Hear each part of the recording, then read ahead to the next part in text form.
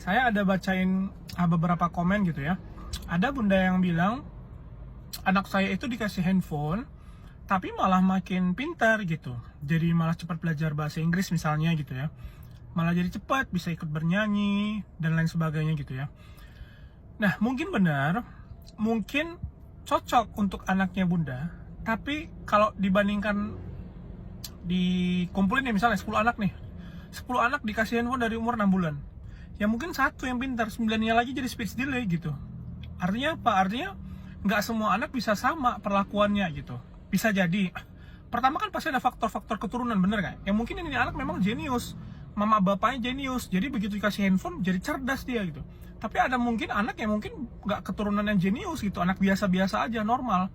Kita kasih handphone, tidak ada interaksi antara orang tua, dan dia main handphone sendirian, dibiarin, ya udah mentok, pasti kemungkinan besar bisa speech delay gitu. Nah itu kita tidak bisa menyamakan antara anak yang satu dengan anak yang lain gitu.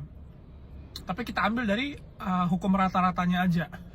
Jadi kasih handphone screening bahaya nggak? Ya bahaya. Kalau di bawah umur 2 tahun jujur bahaya gitu. Bahkan lebih bagusnya lagi di atas umur 2 tahun. Cuman saya tanya nih sama bunda-bunda, apakah ada bunda di sini yang memang dari 10 bunda, coba saya tanya, berapa kira-kira memang ngasih anaknya itu handphone di atas umur 2 tahun gitu? Ya paling di bawah 50% pasti. Kenapa? Pasti rata-rata anak-anak itu udah mulai kenal handphone di bawah umur 2 tahun.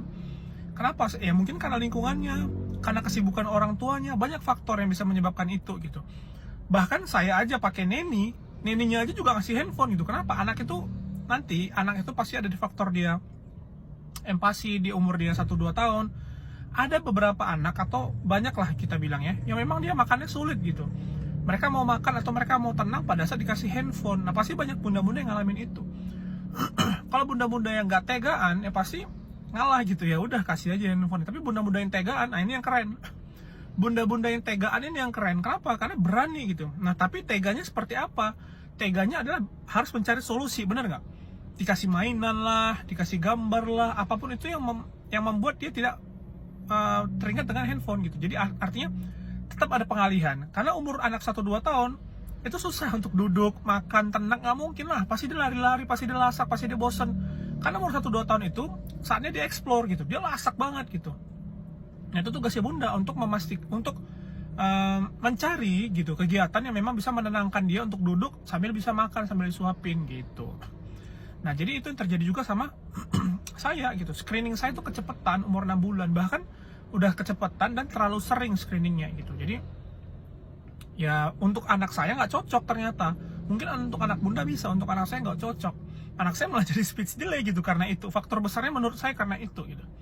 Ya udah saya sekolahin, saya kasih vitamin, saya kasih susu sapi Mongolia yang herbal dari Cina, itu yang cocok untuk anak saya gitu ya.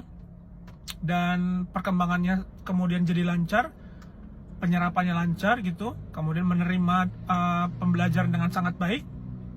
Umur 3 tahun pindah dari sekolah khusus, pindah ke sekolah biasa gitu, yang playground untuk teman-teman biasa. Setelah itu dia sudah normal ya, dia sudah normal, udah lancar ngomongnya, nggak ada lagi terbata-bata, responsif, ya sudah seperti anak normal kembali gitu. Cepat kita ambil keputusan, cepat kita bisa ngambil tindakan gitu bunda ya, jangan dibiarin, dan kalau bisa ya screeningnya dikurangin gitu. Kalau mau lebih hebat lagi, di atas 2 tahun baru screening, tuh keren banget tuh kalau bisa.